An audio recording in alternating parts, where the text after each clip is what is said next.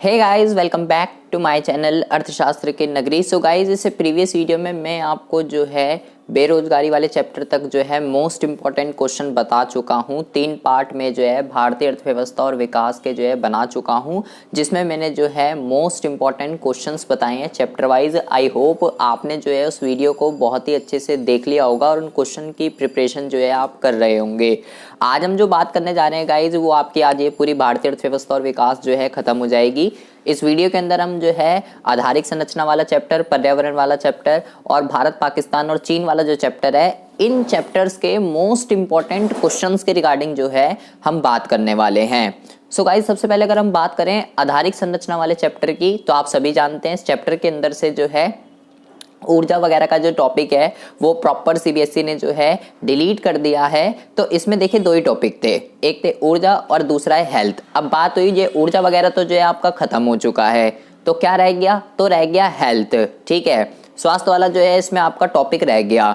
So guys, इस chapter के अंदर जो जितने भी क्वेश्चन है ना, वो सारे के सारे जो क्वेश्चन रिलेटेड हैं वो हेल्थ सेक्टर से ही रिलेटेड है। और 2020 में आप जानते ही हैं कि भैया हेल्थ सेक्टर के लिए क्या हुआ है, ठीक है, क्या बीमारी आई, क्या हुआ, सब कुछ सारी चीज़ें आप जानते ही हैं। सो गाइज, ये चैप्टर जो है एग्जाम के पॉइंट ऑफ व्यू से मोस्ट इंपॉर्टेंट चैप्टर है। ठीक है, तो इसमें जो सबसे पहला क्वेश्चन बनता है वो बनता है आधारिक संरचना से आप क्या समझते हैं, इसके प्रकारों का उल्लेख कीजिए और ये किस प्रकार आर्थिक विकास में योगदान देती है। गाइस, ये एक बड़ा क्वेश्चन है, 6 नंबर का क्वेश्चन है, एग्जाम में कई बार आया हुआ है इसका महत्व कि ये किस प्रकार आर्थिक विकास में योगदान देता है। ये एक मोस्ट इंपॉर्टेंट क्वेश्चन है और सबसे बढ़िया बात है बड़ा क्वेश्चन है ये, तो आप इस क्वेश्चन को बहुत ही अच्छे से कर जाएंगे। दूसरा जो क्वेश्चन है गाइज वो है वैश्विक रोग भार जो है वो क्या होता है और हेल्थ सेक्टर की हमको जो है कमियां बतानी है कि हेल्थ सेक्टर के कौन कौन से ड्रॉबैक्स हैं। ये भी गाइस कई बार आया हुआ है, वैश्विक रोग भार क्या होता है और हेल्थ सेक्टर की क्या क्या ड्रॉबैक्स है। ये आपका दूसरा क्वेश्चन है इस चैप्टर में से। उसके बाद है गाइस तीसरा और सबसे मोस्ट इंपॉर्टेंट, ये कह रहा है भारत में चिकित्सा पर्यटन पर जो है टिप्पणी लिखिए। गाइज, ये इस क्वेश्चन के आने के चांस एग्जाम में जो है कहीं ज्यादा है। एग्जाम के पॉइंट ऑफ व्यू से ये जो टॉपिक है ये आपका कहीं ज्यादा इंपॉर्टेंट है। फोर्थ क्वेश्चनों की बात करें तो कह रहा है फोर्थ क्वेश्चन जो है ये गाइज आपका मोस्ट इंपॉर्टेंट क्वेश्चन है।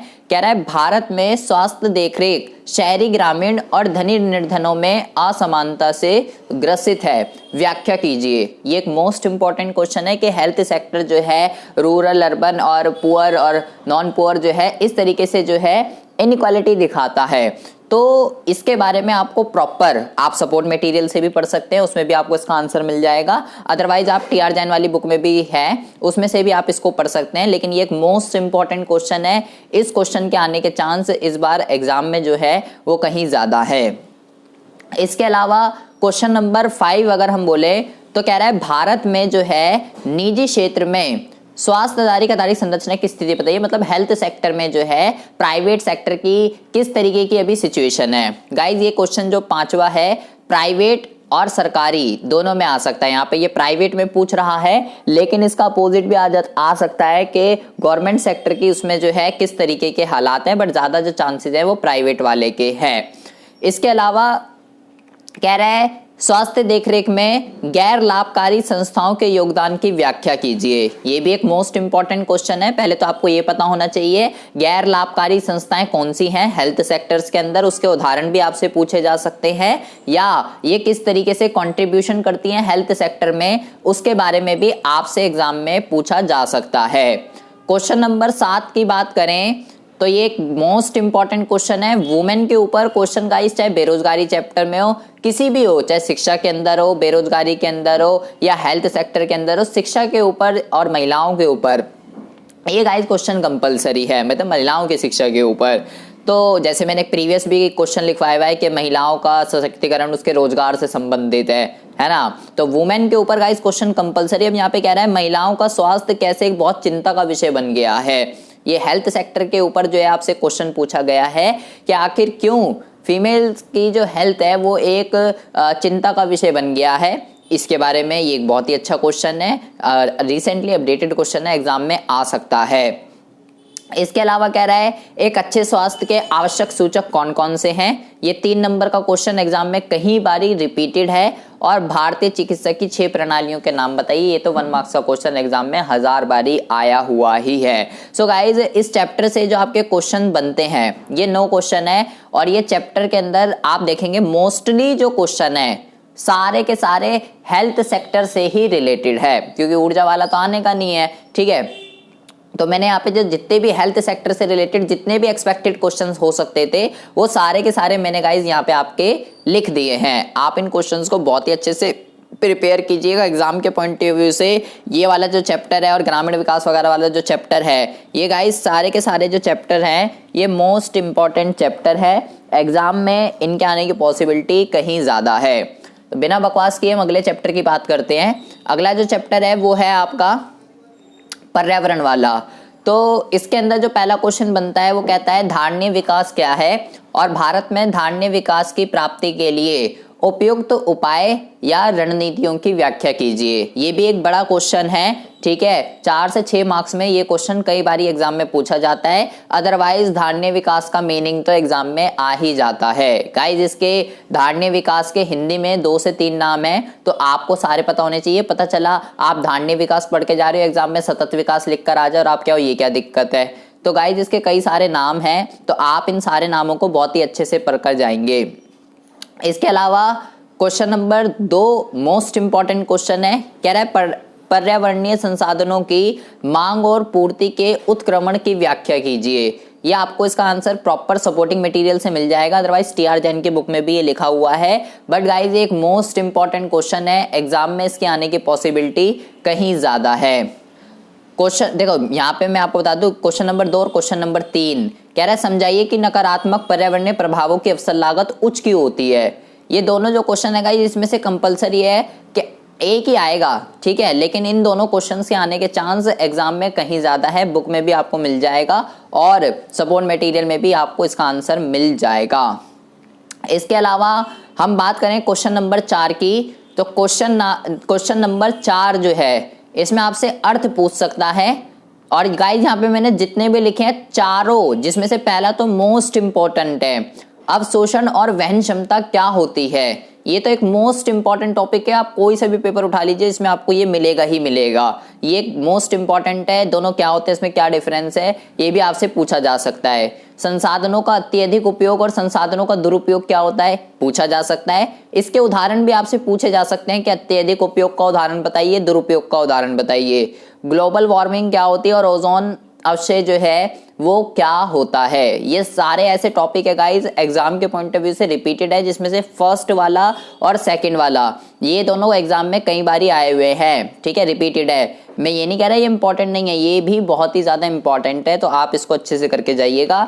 और जो लास्ट क्वेश्चन बन रहा है इस चैप्टर में से वो बन रहा है भूमि अवशय जो है लैंड डिग्रेडेशन क्या होता है और इसके कारणों की व्याख्या कीजिए। ये भी एक बहुत ही अच्छा क्वेश्चन है। तो इस चैप्टर में से जो है आपके टोटल 5 क्वेश्चन बनते हैं और एग्जाम के पॉइंट ऑफ व्यू से 5 क्वेश्चन में से एक ही आना है, सिंपल सी बात है। लेकिन अब आएगा कौन सा वो आना इन 5 में से ये कंपलसरी है।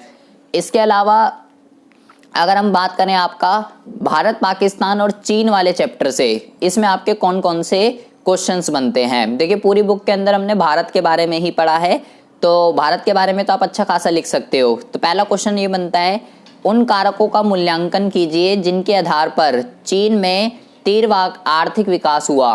मतलब वो कौन कौन से फैक्टर हैं जिसकी वजह से चीन ने तेज आर्थिक विकास किया। ये इसमें सबसे पहला क्वेश्चन बनता है आपका। पाकिस्तान द्वारा अपनाए आर्थिक विकास के लिए किए गए विकासात्मक पहलों को बताइए। मतलब वो कौन कौन से फैक्टर्स हैं, वो कौन कौन सी नीतियां, वो कौन कौन सी पॉलिसी है जो पाकिस्तान ने अडॉप्ट किए हैं अपने आर्थिक विकास के लिए। आपको इन दोनों के बारे में, पाकिस्तान के बारे में और चीन के बारे में आपको बहुत ही अच्छे से पढ़कर जाना है, क्योंकि पूरी बुक में हमने भारत के बारे में तो पढ़ ही लिया है, इन दोनों के बारे में नहीं पढ़ा है। तो इन्होंने कब, कहाँ, कैसे, कब ये आज़ाद हुए, कब इन्होंने हरित क्रांति को अपनाया, कब इन्होंने आर्थिक सुधारों को अपनाया, कब इन्होंने क्या किया है, ये सारी की सारी चीज़ें आपको पता होनी चाहिए। कब किसकी पंचवर्षीय योजना लागू हुई, किसने क्या करा, किसकी कौन सी अर्थव्यवस्था है, ये सारी की सारी चीज़ें। इसके अलावा गाइज क्वेश्चन नंबर 3 ये मोस्ट इंपॉर्टेंट क्वेश्चन है, भले ही वो दोनों आए या ना आए। भारत, पाकिस्तान और चीन का कंपैरिजन आ सकता है किसी भी फैक्टर पर, जीडीपी को लेकर या डेमोग्राफिक के ऊपर या ह्यूमन डेवलपमेंट के ऊपर, किसी पे भी। और ये एक डेटा का क्वेश्चन है, आपको बिल्कुल अपडेटेड डेटा 2021 का अगर मिल जाए आपको, ठीक है, वो आपको जो है पढ़ना है बिल्कुल अपडेटेड। ठीक है, मेरी जो वीडियोस हैं पुरानी, उसमें पुराना डेटा लिखा हुआ है, आप अपडेटेड डेटा जो है लर्न करके जाएंगे, पुराना वाला आपको नहीं लिखना है। इसके अलावा क्वेश्चन नंबर 4 एक मोस्ट इंपॉर्टेंट क्वेश्चन है, ग्रेट लीप फॉरवर्ड क्या होता है, कब आया, प्रॉपर इस पे पूछा जा सकता है। और चीन ने जो एक संतान का नियम अपनाया है उसके महत्वपूर्ण निहितार्थ बताइए, ये भी एक बहुत ही अच्छा क्वेश्चन है। क्वेश्चन नंबर 5 की बात करें तो कह रहे हैं वह समान विकासात्मक नीतियां कौन सी है जो भारत और पाकिस्तान ने अपने अपने विकासात्मक पथ के लिए पालन किया है। मतलब इंडिया और पाकिस्तान ने कौन कौन से बिल्कुल सेम पॉलिसीज वगैरह है जो दोनों ने सेम है, सिमिलर है, वो सारी की सारी चीजें बतानी है हमें यहाँ पे। तो इसमें से जो क्वेश्चन है, वैसे तो ये 5 मैंने आपको बता दी है जो कि मोस्ट इंपॉर्टेंट है एग्जाम के पॉइंट ऑफ व्यू से। अदरवाइज क्वेश्चन नंबर 3 तो कंपलसरी है, ये तो किसी भी उसमें कंपैरिजन आ ही सकता है। तीसरा क्वेश्चन, और भारत और पाकिस्तान और चीन के बारे में आपको बहुत ही अच्छे से पढ़कर जाना है, सारी चीजें एक एक चीज, फर्स्ट सेकंड थर्ड, ये तीनों क्वेश्चन आपके बहुत ही ज्यादा इंपॉर्टेंट है। तो ये 5 क्वेश्चन बन रहे हैं आपके भारत, पाकिस्तान और चीन वाले चैप्टर से, ये 5 क्वेश्चन बन रहे हैं आपके पर्यावरण वाले चैप्टर से, और ये जो 9 क्वेश्चन है ये बन रहे हैं आपके आधारिक संरचना वाले चैप्टर से। ठीक है जी, तो आई होप आपको जो है बहुत ही अच्छे से समझ में आ गया होगा। और ये आपकी भारतीय अर्थव्यवस्था और विकास की बुक पूरी खत्म हो चुकी है, मैंने चैप्टर वाइज आपको मोस्ट इंपॉर्टेंट क्वेश्चन जो है बता दिए हैं, इन क्वेश्चंस को प्रिपेयर कीजिए। आंसर की अगर बात करें तो भैया प्लेलिस्ट में चले जाइए, भारतीय अर्थव्यवस्था और विकास के नाम से जो है प्लेलिस्ट बनी हुई है, वहाँ पे आपको सारी के सारी वीडियो सिस्टमैटिक वे से मिल जाएगी। आंसर के लिए मेरे पीछे ना पड़ें, और अगर वहाँ पे भी नहीं मिल रही, आप वेबसाइट पर जा सकते हैं, वहाँ पर भी आपको जो है सारी वीडियो एक सिस्टमैटिक वे से मिल जाएंगी। ठीक है, आंसर आपको सारे मिल जाएंगे, सपोर्ट में भी मिल जाएंगे, वीडियोस में भी मिल जाएंगे, जहाँ से आपको पढ़ना है वहाँ से आप पढ़ सकते हो। ठीक है, नोट्स वगैरह चाहिए तो वो भी आप डाउनलोड कर सकते हैं, लेकिन भाई नोट्स जो है वो आपके पेड है। ठीक है, तो ये हो गया आपका भारतीय अर्थव्यवस्था और विकास वाली बुक। अगर वीडियो अच्छी लगी हो तो प्लीज़ गाइज इसको ज़्यादा से ज़्यादा शेयर कीजिएगा अपने फ्रेंड सर्कल में। मिलते हैं आपसे नेक्स्ट वीडियो में ऐसे इंटरेस्टिंग टॉपिक के साथ, तब तक के लिए have a good day, bye bye, take care.